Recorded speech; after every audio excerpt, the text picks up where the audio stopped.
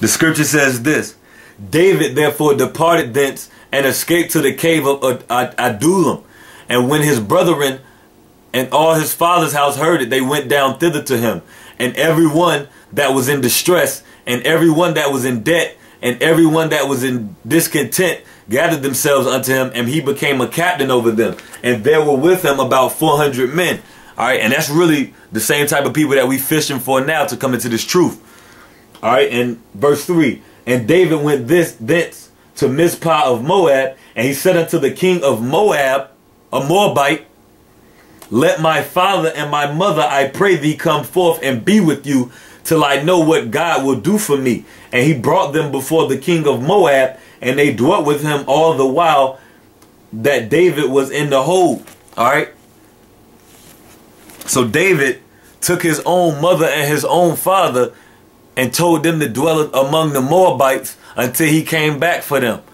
He went and asked the king, a heathen, all right, to dwell amongst the heathen, all right, because it was to his advantage, all right, for diplomatic purposes, okay? Now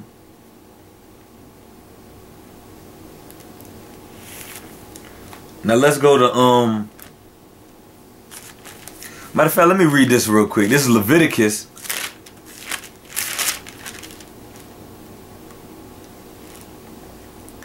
25 and 44.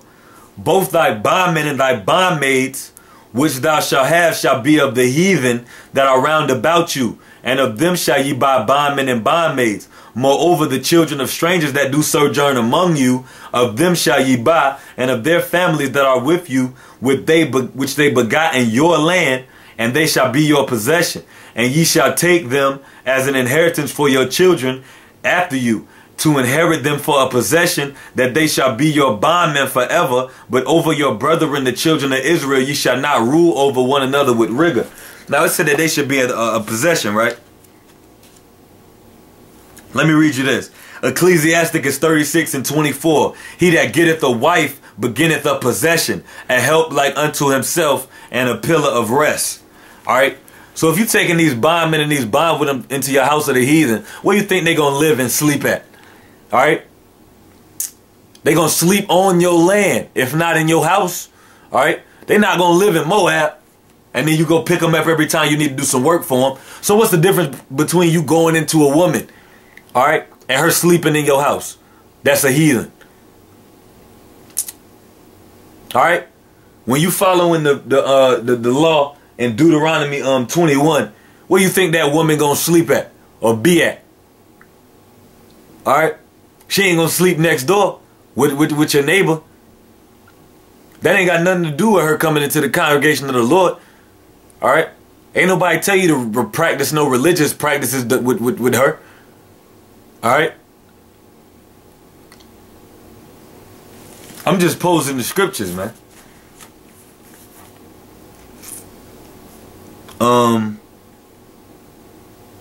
Let's go to Acts 26 and 24 real quick.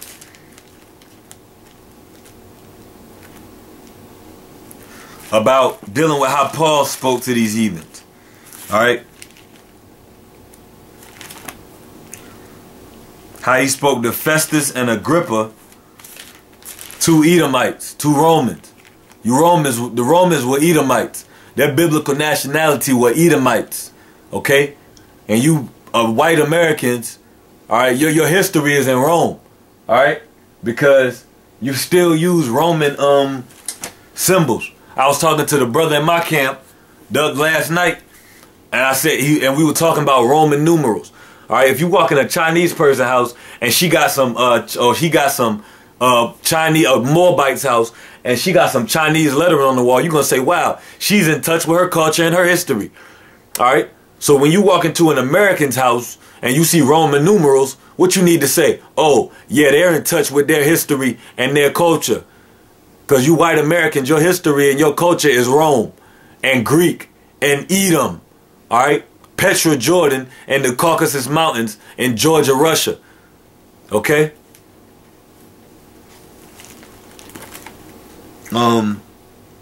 This is Acts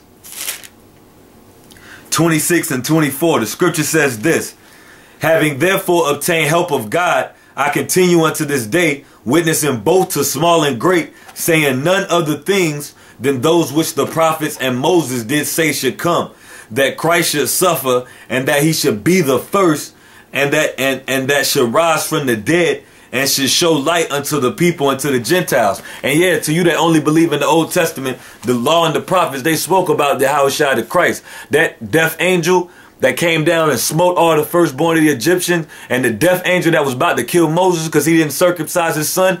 Our people, Israel, knew about that angel in the past. All right, they knew about that death angel, man.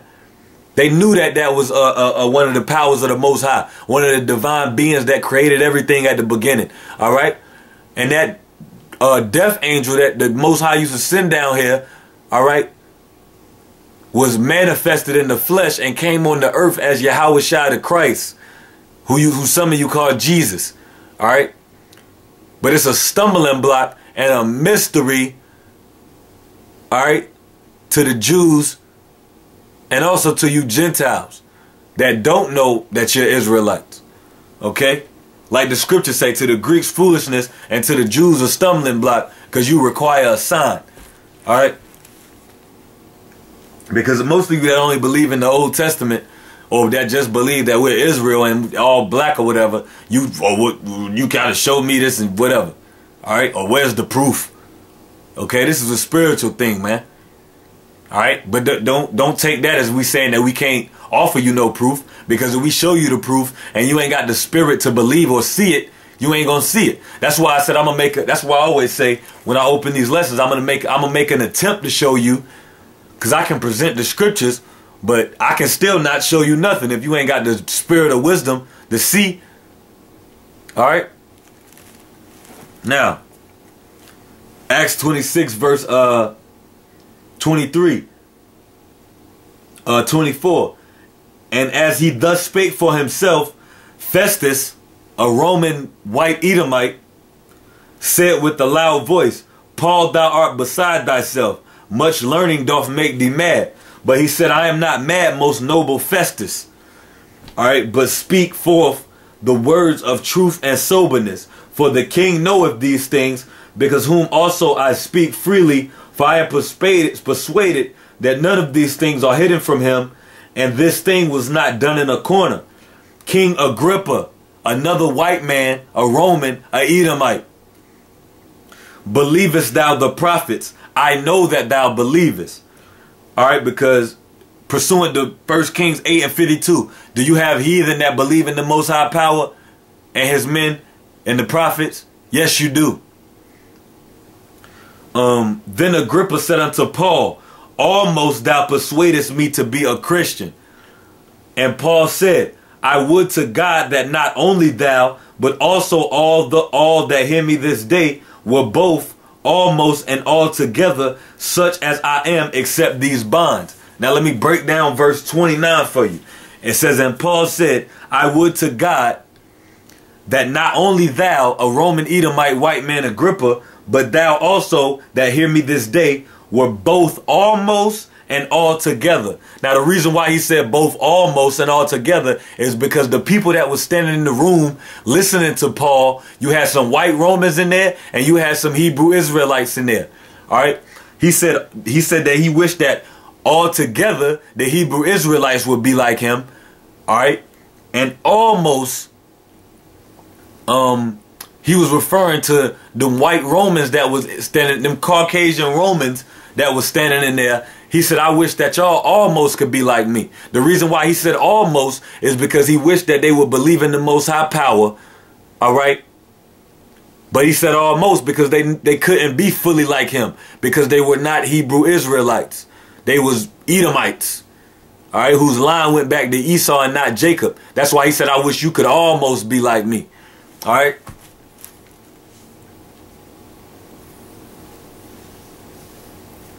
Now, let's go to Matthew 22 and 15, showing you how Yahushua told you to deal with some of these heathenistic customs and practices and laws that they got us under. Because you got a lot of black folks and jakes that come into the little knowledge of self and who they are, and they